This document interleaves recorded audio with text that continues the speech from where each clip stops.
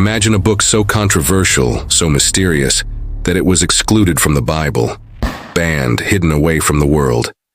This book, known as the Book of Enoch, holds stories of fallen angels, demonic beings, and prophetic visions that shake the very foundations of what we know.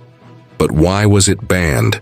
Why would the early church fathers decide to remove it from the Holy Scriptures? What hidden truths does it contain? We're going to dive deep into the mysterious Book of Enoch, uncovering the reasons why it was cast aside, and what makes its contents so unsettling. As we embark on this journey, be sure to like, subscribe, and hit the notification bell so you don't miss out on more mind-blowing biblical mysteries.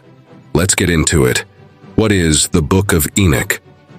The Book of Enoch is believed to be authored by Enoch, the great-grandfather of Noah, the same Noah who built the ark. This ancient text paints vivid pictures of the spiritual world, detailing the origins of demons, the fall of angels, and even a prophetic look into the reign of the Messiah. But despite these fascinating revelations, it was removed from the Bible by Emperor Constantine and the Council of Nicaea in 325 AD. The question is, why? Is there a conspiracy to suppress the truth? Or does the book pose such a challenge to accepted Christian doctrine that it was better left out? Stick around, because you're about to find out.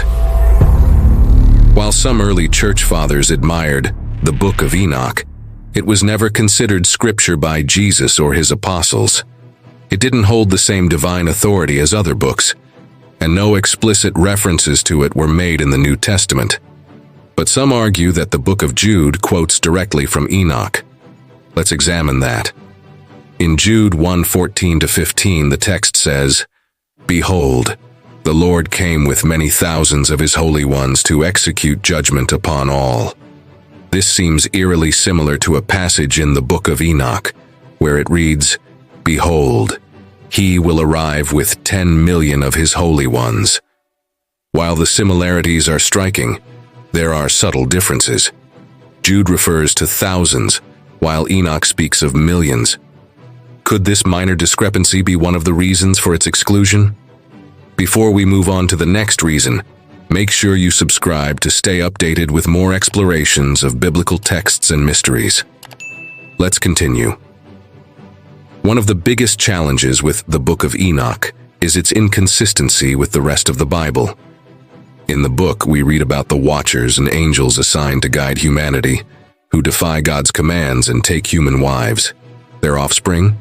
The Nephilim, giant, powerful beings that brought chaos and destruction to the earth. The Bible references these beings in Genesis 6, but the Book of Enoch dives much deeper, claiming that these fallen angels taught humanity forbidden knowledge, such as weapon-making and sorcery. This paints a much darker picture of the Nephilim than what's described in Genesis. The fallen angels' punishment was severe. They were bound and imprisoned deep within the earth. Enoch, as the story goes, was chosen to act as an intermediary between them and God. These intriguing narratives challenge traditional biblical depictions of angels and demons. But the real issue is that these stories don't align well with the rest of Scripture, leading early church fathers to question its legitimacy. Another reason the Book of Enoch was excluded is its detailed description of multiple heavens, 10 in total, each with its own unique purpose. In the first heaven, angels control natural elements like snow and rain. In the second heaven, Enoch describes a dark realm where rebel angels are tortured. The third heaven features paradise and a terrifying vision of hell.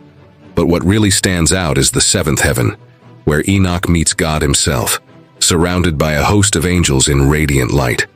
While these visions are deeply mystical, they are not corroborated by the canonical Bible, which typically speaks of a single heaven. Could these otherworldly depictions of multiple heavens have been too esoteric for the early church? They certainly didn't fit with the accepted narrative of heaven and earth found in traditional scripture.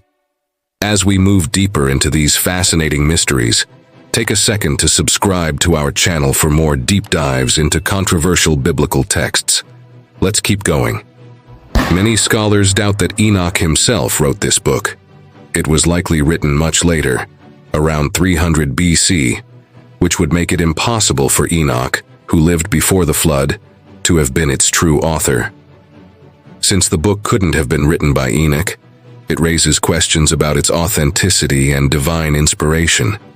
For early church leaders, this was reason enough to leave it out of the canon. But does that mean it's not worth reading? Absolutely not. In fact, exploring the Book of Enoch gives us valuable insight into how early Jewish and Christian communities understood the spiritual world and their relationship with God. So, should the Book of Enoch have been included in the Bible? Well, the early church fathers didn't think so, but that doesn't mean it's not worth your time. Reading it can offer you a fresh perspective on biblical history, the nature of angels and demons, and even the spiritual battles that rage behind the scenes. Approach it with discernment and wisdom.